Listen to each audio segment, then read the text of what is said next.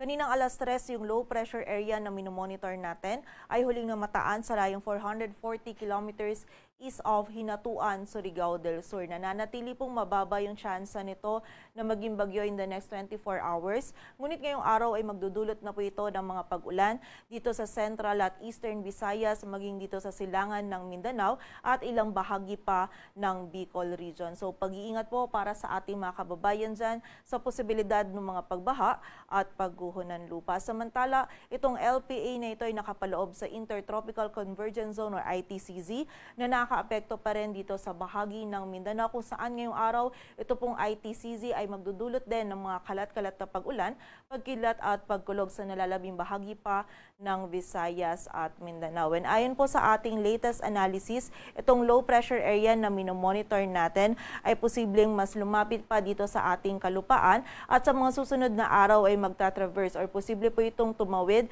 dito sa may Visayas area patungo dito sa may kanluran ng Palawan. So muli po, bagamat mababa yung tsansa na maging bagyo nitong LPA na minomonitor natin, ay na-expect po natin in the next 2 to 3 days, itong ITCZ maging yung LPA ay patuloy pong magdudulot ng mga pag-ulan sa malaking bahagi ng Visayas at Mindanao, maging ilang areas pa po ng Bicol region at ilang bahagi pa ng Southern Luzon. So muli po, pag-iingat para sa ating mga kababayan sa banta pa din ng mga pagbaha or sa banta ng mga pagbaha at pagguho ng lupa. Samantala, ang easterlies naman ay nakakaapekto pa rin sa nalalabing bahagi ng ating bansa kung saan magdadala pa rin po ito ng mainit at maalinsangan na panahon lalong-lalo na dito sa malaking bahagi ng Luzon. At sa pagsapit naman po ng hapon at gabi ay may posibilidad pa rin tayo ng mga isolated o yung mga biglaang pag-ulan, pagkidlat at pagkulog.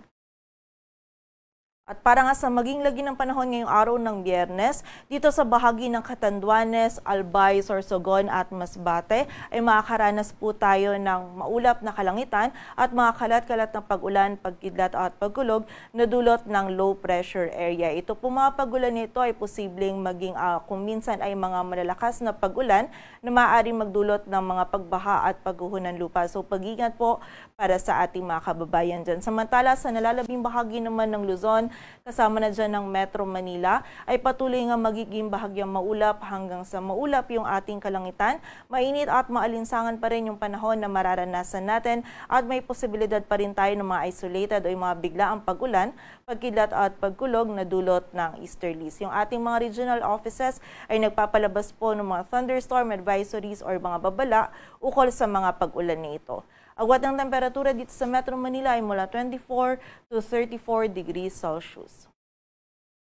Samantala sa bahagi naman ng Visayas at Mindanao, dito sa area ng Central Visayas, Eastern Visayas, maging sa Caraga, Northern Mindanao at Davao Region ay makakaranas po tayo ng mga pag-ulan, pagkidlat at pagkulog na dulot ng low pressure area. Ito po mga pag-ulan nito ay mga katamtaman at kung minsan ay mga malalakas na pag-ulan na maaari po muli magdulot ng mga pagbaha at pagguho ng lupa. So muli po, pag-iingat pa rin para sa ating mga kababayan. Samantala, dito naman sa nalalabing bahagi ng Visayas at Mindanao ay may mga kalat-kalat na pag-ulan po tayong mararanasan din na dulot naman ng ITCZ. At dito sa area ng Palawan ay posible din po yung mga isolated na mga pag-ulan na dulot naman ng easterlies. Agwat po ng temperatura dito sa Cebu ay mula 26 to 33 degrees Celsius at sa Davao naman ay 25 to 32 degrees Celsius.